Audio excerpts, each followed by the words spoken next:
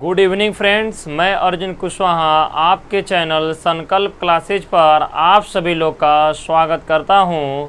और आज मैं आप लोगों के बीच में उपस्थित हूं नंबर सिस्टम का वीडियो लेकर के। और आज हम लोग सीखेंगे बच्चों अभाज्य गुणनखंडों की कुल संख्या ज्ञात करना। अभाज्य गुणनखंडों की कुल संख्या कैसे निकालेंगे, अगर ये आप अच्छे से समझ लिए दोस्त तो समझिएगा कि आपका एसआई में एक क्वेश्चन पक्का है कि आ जाएगा। जैसे एक छोटा सा ट्रिक होगा या सूत्र होगा, ए के पावर पी, बी के पावर क्यू और सी के पावर आर के अभाज्य गुणनखंडों की कुल संख्या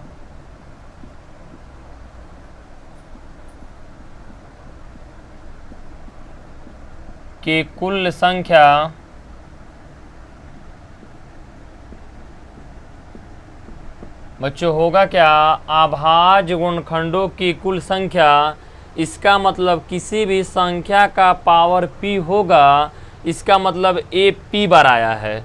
जैसे 2 के पावर 3 है, इसका मतलब ये हुआ कि हमारा 2 कितना बार आया है? 3 बार। तो ये इसका ट्रिक बन जाएगा आप लोग का p plus Q plus R, जहाँ पर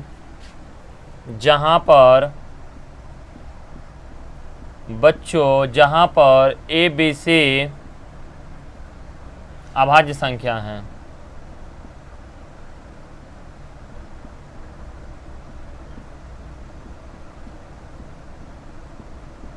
अभाज्य संख्या हैं।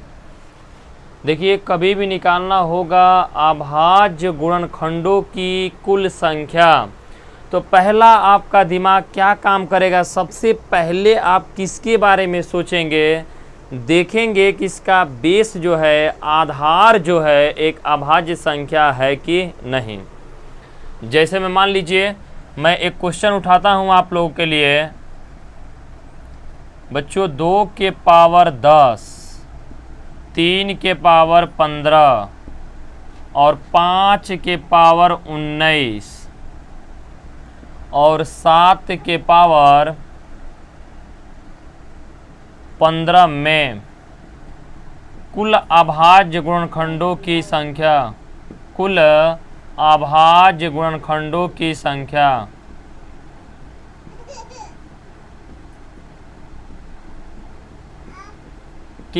ज्ञात कीजिए।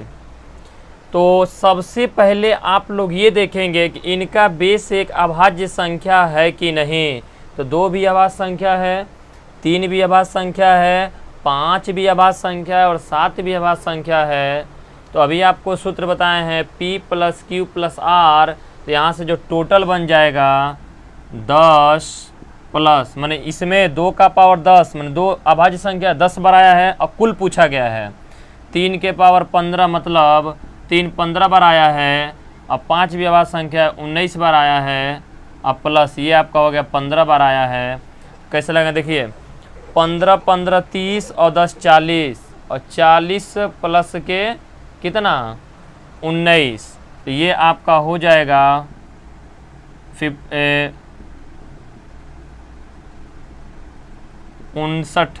कितना बन जाएगा? 59। तो देखिए अभाज्य संख्या होता क्या है? एक से बड़ी वे संख्याएं जो स्वयं से कटे उसे कहा जाता है अभाज्य संख्या। या जिन संख्याओं का बच्चों केवल 2 ही फैक्टर हो उन्हें कहा जाता है अभाज्य संख्या। जैसे में 2 होगा, 3 होगा, 5 होगा, 7 होगा, 11 होगा, इनका 2 ही फैक्टर होगा 1 2, इसका भी 2 फैक्टर होगा 1 3। 9 नहीं होगा क्योंकि 9 का फैक्टर कितना होगा? 1 3 और 9। इसलिए जिनका 2 फैक्टर होता है दोस्तों, उसी को कहा जाता है अभाज्य संख्या। इसका आप लोग जल्दी से स्क्रीनशॉट लीजिए। तो 5 क्वेश्चन बताएंगे और उम्मीद है कि आपके एग्जाम में उन्हीं 5 में से एक क्वेश्चन बनेगा। देखिए दोस्तों, ये सवाल आप लोग का बहुत इम्पोर्टेंट प्रश्न है। कह रहा है कि 2 सॉरी 8 के पावर 20 गुणे 15 के पावर 24 गुणे 17 के घात 15 में अभाज्य गुणनखंडों की कुल संख्या क्या होगा। तो बच्चों ध्यान से समझिएगा, जब भी कहा जाएगा अभाज्य गुणनखंडों की कुल संख्या, इसका जो बेस होगा वो अभाज्य संख्या होना चाहिए। बेसिक से लगाएंगे टाइम लगेगा, इसको लिखेंगे 2 के पावर 3 के पावर 20 तो टाइम लगेगा। आपको मैं शॉर्टकट ट्रिक बता दे रहा हूँ, आप कैसे लगाएंगे दोस्तों। तो देखिए बेस सबसे पहले जब भी कहेगा दोस्त अभाज्य गुणनखंडों की संख्या बताइए क्या होगा, तो सबसे पहले आप लोग को देखना है कि बेस में कितनी अभाज्य संख्या हैं। जितनी अभाज्य संख्या बेस में होंगी उसमें घात वाली संख्या से आप लोग गुणा कर दीजिएगा और टोटल को जोड़ दीजिएगा, कुल अभाज्य गुणनखंडों की संख्या निकलकर आ जाता है। जैसे में कैसे, यहाँ बताइए इसके कितने अभाज्य गुणनखंड हैं। आपको जब भी नहीं आएगा तो इसे निकाल लीजिएगा, 2 का गंदे तरीके से, 2 का 4, फिर 2 का 2 और फिर 2 का 2। कितनी अभाज्य संख्या हैं, 2 2 2। तो देखो दोस्त इसमें 2 गुणे 2 गुणे 2 बेस को बनाना है अभाज्य संख्या। इसमें कितने बेस में अभाज्य संख्या हैं, 3 गुणे 5। और 17 में कितने हैं, तो आप कहेंगे सर जी 17 में मात्र एक ही है अभाज्य संख्या।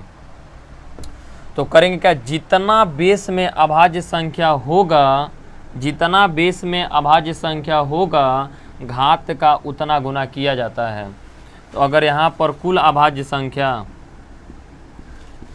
कुल अभाज्य संख्या,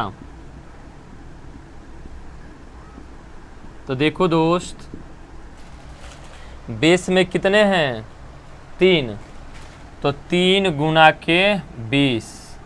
अब प्लस बच्चों इसके बेस में कितनी अभाज्य संख्याएं हैं, 2, तो 2 गुना के 24। अब प्लस यहाँ बेस में कितने हैं, 1, तो जितना बेस में होंगे घात का उतने गुना किया जाता है बच्चों। तो 1 गुणे 15, तो ये आपका हो जाएगा 60 प्लस 48 प्लस 15 और सबको आप ऐड कर दीजिएगा। तो देखिए दोस्त अगर सबको ऐड किया जाएगा तो ये आपका आ जाएगा 123। तो जो टोटल इसमें जो अभाज्य गुणनखंडों की संख्या होगा बच्चों वो कितना होगा, आप बोलेंगे सर 123। बोलिए हाँ कि ना, तो आप कहेंगे हाँ। तो इसका आप लोग एक अच्छे से सुंदर तरीके से एक स्क्रीनशॉट आप लोग बच्चों ले लीजिए। देखिए बच्चों क्वेश्चन नंबर 2 है, इसका पहले आप लोग स्क्रीनशॉट ले लीजिए, फिर इसको हम लोग शुरुआत करते हैं किस प्रकार से लगाया जाएगा। देखिए कह रहा है कि में अभाज्य गुणनखंडों की कुल संख्या। तो बच्चों अगर अभाज्य गुणनखंडों की कुल संख्या निकालना होगा तो करेंगे क्या आप लोग कि इनका बेस जो होना चाहिए, जो आधार होना चाहिए, एक अभाज्य संख्या होना चाहिए। और जितनी अभाज्य संख्या बनेगी ना घातों का उतना गुना करके जोड़ना है बच्चों। ये बताइए यहाँ पर कितनी अभाज्य संख्याएं हैं, आप कहेंगे 25 में 5 गुणे 5, 5 गुणे, देखिए बच्चों 25 में बताए हैं कि 5 गुणे 5 2 अभाज्य संख्या है। 24 में कितना है, तो 2 2 2 दूना के 4 दूना के 8 3 के 24, तो 2 गुणे 3, इसमें कितनी अभाज्य संख्याएं हैं, 4। 26 का बोलिए, 26 के बेस में कितनी अभाज्य संख्याएं हैं। जब भी दिक्कत हुआ तो 26 कैसे तोड़ेंगे, 2 से तो 13, फिर 13 से, तो 2 गुणे दोस्तों 13। अब जितना बेस में अभाज्य संख्या होगा घातों का उतना ही गुना किया जाता है।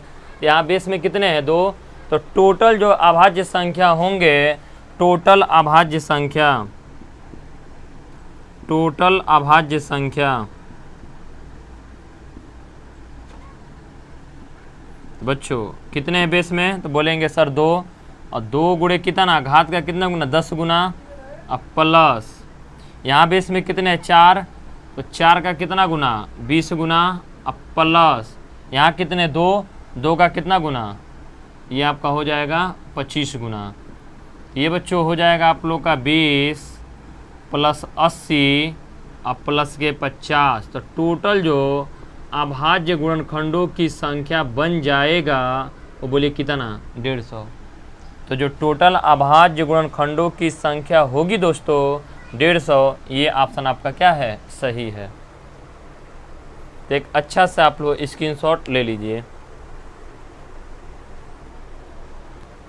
देखिए भैया, 6 के घाते 333 गुणे 7 के घाते 222 गुणे 8 की घाते 111 में अभाज्य गुणनखंडों की कुल संख्या क्या होगी। तो प्यारे मित्रों ध्यान से समझिएगा, जब भी अभाज्य गुणनखंडों की कुल संख्या पूछेगा दोस्त, तो पहला कहाँ सोचेंगे, ये क्या अभाज्य है, ये अभाज्य है, ये अभाज्य है। तो आपको देखना पड़ेगा इसका बेस एक अभाज्य संख्या है कि नहीं।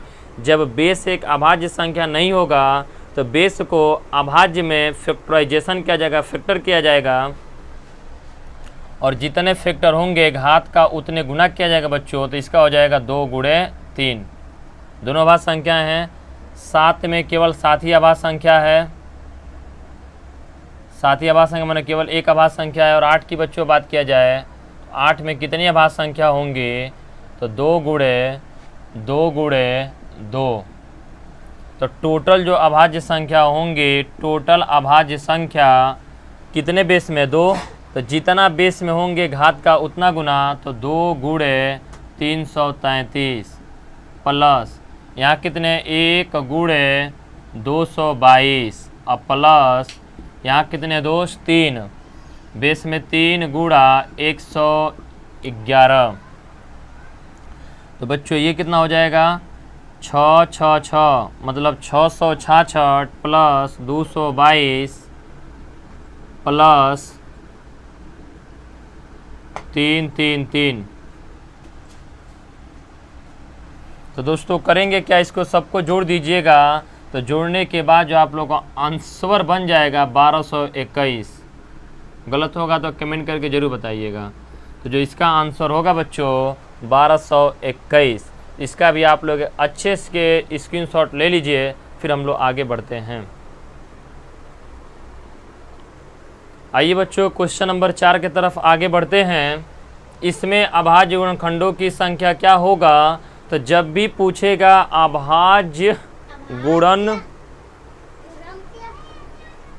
अभाज्य गुणनखंडों की संख्या पूछेगा दोस्तों, तो करेंगे क्या आप लोग, सबसे पहले बेस जो होना चाहिए अभाज्य संख्या होना चाहिए, इसमें नहीं है तो इसको बनाना पड़ेगा 2 गुणे 2 गुणे 2 गुणे 3। इसकी अभाज्य संख्या कितना हो जाएगा 5 गुणे 5। इसका कितना हो जाएगा दोस्त 2 गुणे के 13। तो जो टोटल हो जाएंगे, टोटल अभाज्य संख्याएं यहाँ कितनी हैं 4। कितनी हैं 4। 4 का कई गुना करेंगे भैया, 4 है तो 4 का कई गुना करेंगे, 25 गुना, तो 4 गुणे 25। इसके बेस में कितनी अभाज्य संख्याएं हैं 2। 2 का कितना गुना करेंगे 26 गुना। अब प्लस यहाँ पर बेस में कितनी अभाज्य संख्याएं हैं 2। 2 का कितना गुना करेंगे 27 गुना। ये दोस्तों आप लोग का हो जाएगा 100 प्लस 52 प्लस ये आपका हो जाएगा 54। तो सबको जोड़ दीजिएगा दोस्तों, ये आपका हो जाएगा 206। तो अगर आप लोग को वीडियो अच्छा लगा हो तो चैनल को सब्सक्राइब कर दीजिएगा, लाइक कर दीजिएगा और ज़्यादा से ज़्यादा दोस्तों में शेयर कर दीजिएगा। चलिए इसका आप लोग स्क्रीनशॉट ले लीजिए।